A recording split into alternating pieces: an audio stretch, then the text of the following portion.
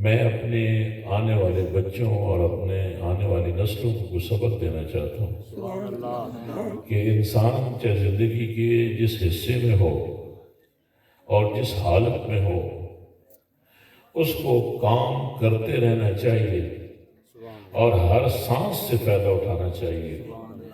اس دنیا میں جس کام کے لیے ہم آئے ہم کام کر کے جائیں، اور اس دور میں اس وقت جو کام تحریک لبیک پاکستان کر رہی ہے یہ ایک عظیم کام ہے، اس میں کوئی دوسری رائے ہو ہی نہیں سکتی۔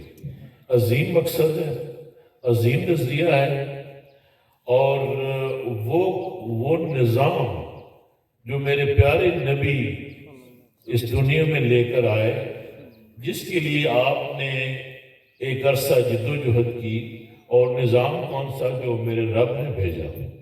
میرے رب نے بنا کر ایک نظام بھیجا جسے شریعت محمدی کہتے ہیں۔ آپ شریعت لے کر آئے، اور یہ وہ نظام ہے جو ہر مسلمان کے لیے لازم ہے۔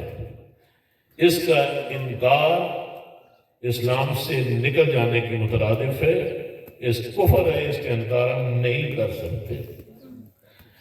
تو میرے دوستو، یہ پیغام ہم نے گھر گھر پہنچانا ہے۔ حضرت خادم حسین رضوی رحمۃ اللہ علیہ ان کی غربت میں کافی وقت گزارا، اور میں نے ایک عظیم ہستی پایا جو کہ صدیوں بعد آتے ہیں دنیا میں، اور پہلی نظر میں ہی میں ان کا شکار ہو گیا تھا۔ اور میں یہ کہتا ہوں کہ یہ عجیب فیصلے ہیں کہ مجھے زندگی کے اس دور میں وہ شخص ملا جبکہ میں جذبے تو میرے آج بھی جوان ہیں، لیکن میرا جسم میرا ساتھ نہیں دے رہا۔ تو اس بات کو بھی بخوبی جانتے تھے اور میرا بہت زیادہ خیال رکھتے تھے، اور دوسروں کو بتایا کرتے تھے کہ میرے صاحب کو زیادہ تکلیف نہ دیا کرو، ان کو آپ لوگ چلاتے ہو، ان کو جلوسوں میں لے کر چلے جاتے ہو تو ایسا نہ کیا کرو، یعنی ان کی ہمیں ضرورت ہے۔ تو بہت شفقت فرماتے تھے۔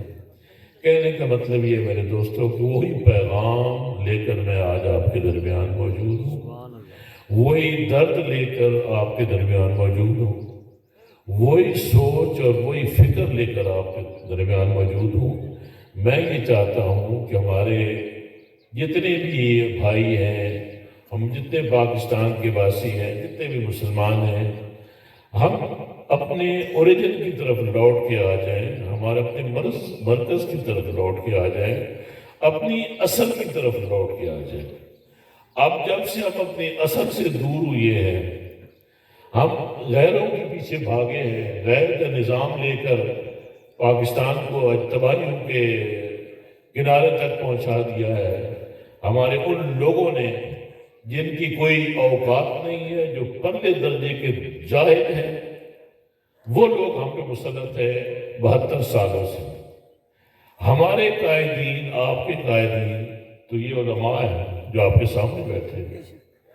میں اس نظریے کو خادم حسین رضوی رحمۃ اللہ علیہ سے ملنے سے پہلے، تقریباً 30 سال پہلے سے میں یہ بات اپنے دوستوں کو کہتا آ رہا تھا کہ دور آخر آئے گا علماء کرام کا۔ علماء نے ہی اس قوم کی قیادت کرنی ہے، علماء نے ہی پاکستان کا تحفظ کرنا ہے، اور وہی ہمارے قائد ہیں عزر دین، جو مصلح رسول کا وارث ہے۔ ہم عالم اس کو کہتے ہیں جو دین کا علم رکھتا ہے۔ دنیا کا علم کفارت کے لیے علیحدہ چیز ہے، علم جو ہے وہ اصل دین کا ہے، اور جو دین کا علم رکھتا ہے اس کی شان یہ ہے کہ وہ نبی پاک صاحب الاولاد آپ کے مصلح کا وہ وارث ہے، گویا دین کا محافظ ہے اور دین کی سرحدوں کا محافظ ہے۔ تو جب مسجد و ممبر ان کے پاس ہے تو ہم نے عنان حکومت جاہلوں کو کیوں دے کے رکھا ہے؟ میں ایک بات پیش کرتا ہوں کہ اگر یہ لوگ آپ کے درمیان آئیں اور شریعت کا نفاذ ہو، ایک منٹ کے لیے سوچیں کہ اس ملک میں شریعت کا نفاذ ہے، اپنے دلوں پہ ہاتھ رکھ کے مجھے بتائیے ان میں سے کوئی بندہ بی ڈی ممبر بننے کے بھی قابل ہے؟ یہ المیہ ہے اس پوری قوم کا، یہ المیہ ہے پاکستان کا۔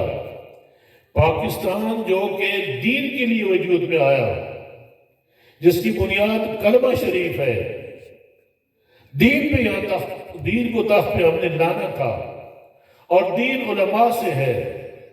علماء تو محصور ہو گئے مسجدوں میں، مدرسوں میں، اور قیادت جو ہے، جو اصل کام ہے، اصل کام ہے قیادت، قوم کی قیادت، وہ کس کے حوالے کر دی؟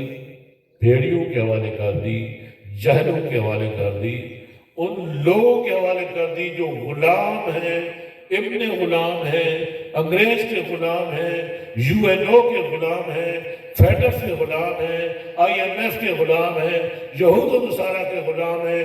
تمام احکامات انہیں وہاں سے ملتے ہیں۔ ہماری اسمبلیاں قانون اس وقت پاس کرتی ہے جب ان کو اوپر سے ہدایات ملتی ہے کہ یہ کام کرو، یہ کام کرو، یہ کام کرو۔ یہ ہے ہماری حالت، یہ ہے پیارا پاکستان۔ کن کن درجے میں ہے یہ پاکستان؟ یہ ایک المیہ ہے، ہر مسلمان کے لیے سوچنے کا مقام ہے کہ ہم کس چوراہے پہ کھڑے ہوئے ہیں، ہم نے کہاں پہنچا دیا اس پیارے وطن کو، اس پیارے پاکستان کو، ہم کہاں لے گئے ہیں؟ وارث پاکستان کے، نظریہ پاکستان کے دین کے علماء اگر سامنے رہتے اور ان کا راستہ روکتے تو آج یہ حشر نہ ہوتا۔ پھر بھی شکر کریں، اللہ پاک کا شکر ادا کریں کہ اس دور میں آپ کو خادم حسین رضوی مل گیا۔ وہ ہستی جو صدیوں بعد پیدا ہوتے ہیں، وہ آپ کے سامنے آ گئے اور انہوں نے قوم کو جگایا۔ 22-24 دن کا دھرنا، یہ آپ کا جو خان کہتے ہیں، مجھے تو خان کہتے ہوئے شرم آتی ہے، خان ایک اچھا لفظ ہے۔ اس نے 126 دن تک دھرنا دیا اور ہمارے بچوں کو، ہماری بچیوں کو دشواتا رہا، بکتا رہا، جھوٹ بولتا رہا، نوسر باز ہے، فراڈیا ہے، قوم کو گمراہ کل بھی کرتا رہا، آج بھی کر رہا ہے۔ ایسا ماحول پھر اس نے شیطانی ماحول پیدا کر رکھا ہے۔ آپ کو معلوم نہیں، جاننے والے جانتے ہیں کہ ان لوگوں کو کون اوپر لے کر آتا ہے، یہ ماحول کون پیدا کرتا ہے اور کس مقصد کے لیے پیدا کیا جاتا ہے، یہ آپ اور میں نہیں جانتے۔ یہ پلاننگ جو ہے، یہ منصوبہ بندی یہود و نصارہ کرتے ہیں کہ کب کس کو اوپر لانا ہے، اسے کیا کام لینا ہے۔ مجھے بتائیے اس کے جس جھوٹے شخص کے کہ 4 سال میں اس نے پاکستان کو کیا دیا، کوئی ایک وعدہ پورا کیا؟ لوگ کہتے ہیں جی اس نے یو این او میں تقریر کی، کیا تقریروں سے کشمیر فتح ہو گیا؟ کیا تقریروں سے پاکستان کی تقدیر بدل گئی؟ کیا کسی تقریر پہ عمل بھی ہوا؟ یہ صرف ہاتھی کے دانت کھانے کے اور دکھانے کے اور۔ اگر اس میں غیرت ہوتی تو جب یہ یو این او کی تقریر کے بعد کولالمپور پہ جو کانفرنس بلائی گئی تھی، ترکی نے، ملائیشیا نے اور پاکستان نے، اس کی ایما پر، اس کے کہنے پر، اور جب امریکہ نے اسے کہا کہ خبردار تم نے نہیں جانا ہے، یاد رکھنا امریکہ اور اس میں سعودی عرب میں کوئی فرق نہیں ہے۔ یہ بھی ہمیں دھوکہ کھایا ہوا ہے ہم نے۔ سعودیہ کو کون چلا رہا ہے؟ امریکہ چلا رہا ہے۔ آپ کی عربستان کو کون چلا رہا ہے؟ یہ جو اسٹیٹس ہیں چھوٹی چھوٹی آئل رچ اسٹیٹس جو ہے، یہ ان کو کون چلا رہا ہے؟ اس کا نظام ان کو کون، کس نے دیا؟ امریکہ نے دیا ہے۔ وہی ان کا تحفظ کر رہا ہے۔ وہ وہاں سے اپنے مقاصد حاصل کر چکا ہے اور اب پاکستان کو ختم کرنا چاہتا ہے، اور اس کے بھی کافی حد تک قریب پہنچ چکا ہے۔ تو میرے دوستو، جب ان حالات میں یہ شخص جو ہے، یہ اپنے آپ کو اسلام کا مجاہد ثابت کرنے کے لیے یہ نظریہ سے کون دیتا ہے اور وہ حالات کون پیدا کرتا ہے، اس کو آگے لانے والے کہ اس کو ہیرو بنا کر پیش کیا، لیکن ہیرو ہے نہیں، اور اپنے مقصد جو ہیرو اس نے مدرسوں پہ گورنمنٹ کی تحویل میں لینے کے لیے قانون پاس کیا، علماء کو قابو کرنے کے لیے، مدرسوں پہ کنٹرول حاصل کرنے کے لیے، ببانگ دہل اسمبلی میں ان کے وزیروں نے اقرار کیا کہ جب ان پہ سوال کیا گیا کہ تم ایسا کیوں کر رہے ہو پاکستان میں، تو اسمبلی کے فلور پہ کہتے ہیں وزیر کہ جی ہمیں یہ یو این او کا حکم ہے۔ اب یو این او کون ہے؟ یو این او امریکہ ہے۔ بھائی سمجھو، فیٹف کون ہے؟ امریکہ ہے، یورپ ہے، یہودی ہے۔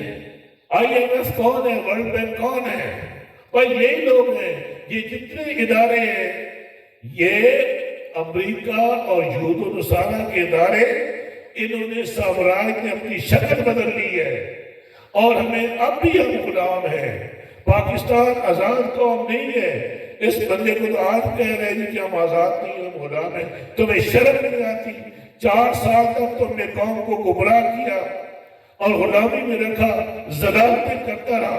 آفیہ صدیقی تو آج بھی امریکہ کی قید میں ہے۔ آسیہ مظہورہ کو تم نے بھگایا اس ملک سے، تم نے کروڑوں ڈالر ان سے لے کر آج تم اسلام کے چیمپئن بنتے ہو، شیطان اعظم، گمراہ کرتے ہو قوم کو۔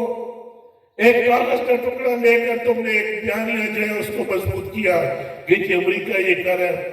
بھائی امریکہ جو کر رہا ہے وہ جاننے والے جانتے ہیں، وہ تمہارے فائدے کے لیے کر رہا ہے، وہ تمہارے فائدے کے لیے، کیونکہ اس نے تم سے 295C ختم کرانا ہے۔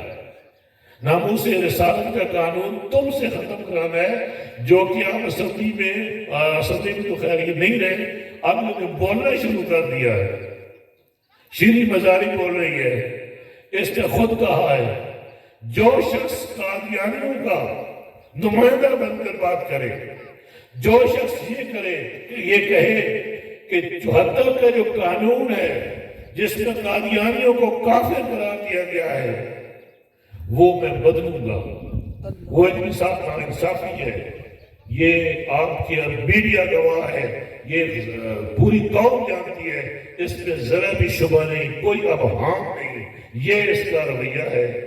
اور یہ کہتا ہے کہ یہ مجاہد ہے اور یہ ختم نبوت کا مجاہد ہے، ناموس رسالت ہو، پھٹے منہ تیرا لعنت ہزار بار تیرے اوپر۔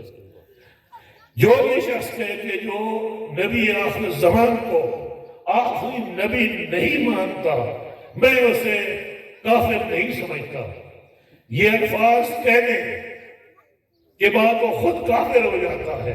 کیوں نہیں پورے ملک کے علماء باہر نکل آئے اور کیوں نہیں کہا کہ کافر پاکستان میں مسلط نہیں ہو سکتا جس کے یہ نظریات ہوں؟ اور وہ کہتا ہے کہ میں مدینہ کی ریاست بناؤں گا۔ تعلیم کا نظام تباہ کر دیا، ہمارے بچوں کو تباہ کر دیا، بچیوں کو تباہ کر دیا۔ میری جسم میری مرضی، ان کے پیچھے کون ہے؟ ان کو تحفظ کون دیتا ہے؟ انتظامیہ ان کو کیوں پروٹیکشن دیتی ہے؟ اور طائبہ سارے ڈی سی کمشنر پولیس ہوتی ہے اور ان کو آزادی ہوتی ہے کہ تم جو مرضی بکو، جو مرضی کرو، تمہیں کوئی کچھ نہیں کہہ سکتا۔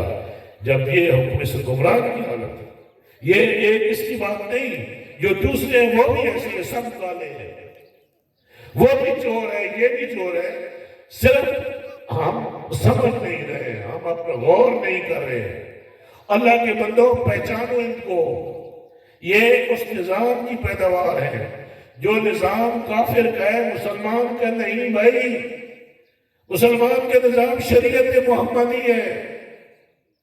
ہم اس لیے مسلمان ہیں کہ ہم شریعت پہ ہم پہ لاگو ہو جاتی ہے کلمہ پڑھنے کے بعد، اور چاہیے کہ ہم پورے کے پورے اسلام میں داخل ہو جائیں۔ میرا رب یہی فرماتا ہے، ہم شریعت سے انحراف کر کے، دین سے انحراف کر کے ہم اگر بھاگتے ہیں، دوسرے نظام کے ساتھ لپٹ جاتے ہیں، ان کی سوچ اپنا لیتے ہیں، ان کے طریقے اپنا لیتے ہیں، ان کی بود و باش سے اس کو اپنا لیتے ہیں، پھر مسلمانی کس چیز کا نام ہے؟